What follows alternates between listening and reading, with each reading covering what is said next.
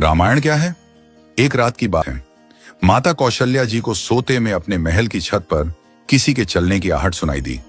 नींद खुल गई। पूछा कौन है? मालूम पड़ा श्रुतकीर्ति जी, सबसे छोटी बहू, शत्रुघ्न जी की पत्नी। माता कौशल्या जी ने उन्हें नीचे बुलाया। श्रुतकीर्ति जी आईं, चरणों में प्रणाम कर खड़ी रह गईं। माता कौशल्या जी ने पूछा, श्रुति, इतनी रात को अकेली छत पर क्या कर रही हो बेटी? क्या नींद नहीं आ रही? शत्रुघ्न कहाँ है?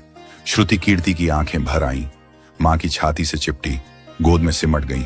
बोली, मां, उन्हें तो देखे हुए 13 वर्ष हो गए। उफ!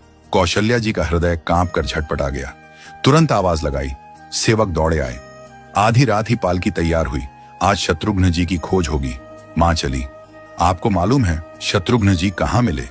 अयोध्या जी के जिस दरवाजे के बाहर भरत जी नंदीग्राम में तपस्वी होकर रहते हैं, उसी दरवाजे के भीतर एक पत्थर की शिला है। उसी शिला पर अपनी बाह का तकिया बनाकर लेटे मिले। मां सिराहने बैठ गईं, बालों में हाथ फिराया तो शत्रुघ्न जी ने आंखें खोली। मां! उठे, चरणों में गिरे। मां, आपने क्यों कष्ट किया? मुझे बुलवा लिया होता।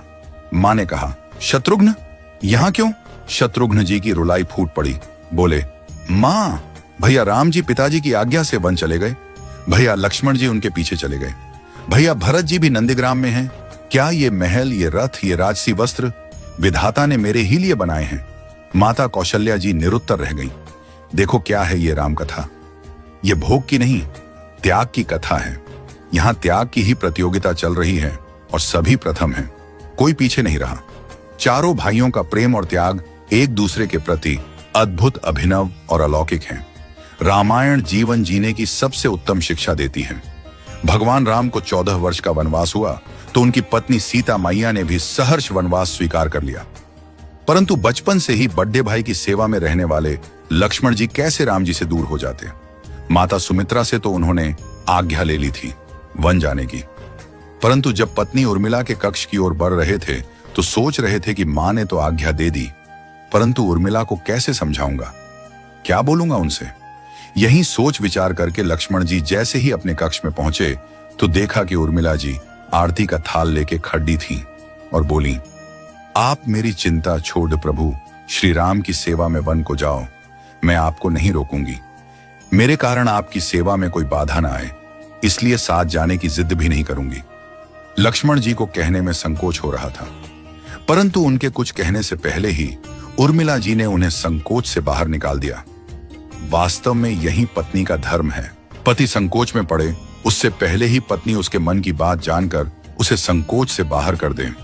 लक्ष्मण जी चले गए, परंतु 14 वर्ष तक उर्मिला ने एक तपस्विनी की भांति कठोर तप किया। वन में प्रभु श्री राम माता सीता की सेवा में लक्ष्मण जी कभी सोए नहीं, परंतु उर्मिला ने भी अपने महलों के द्वार कभी बंद नहीं किए और सारी रात जाग जाग कर उस दीपक की लौ को बुझने नहीं दिया।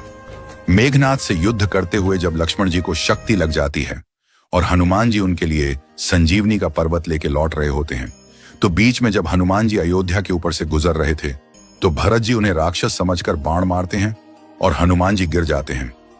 तब हनुमान जी सारा वृत्तांत सुनाते हैं कि सीता जी को रावण हर ले गया, लक्ष्मण जी युद्ध में मूर्छित हो गए हैं।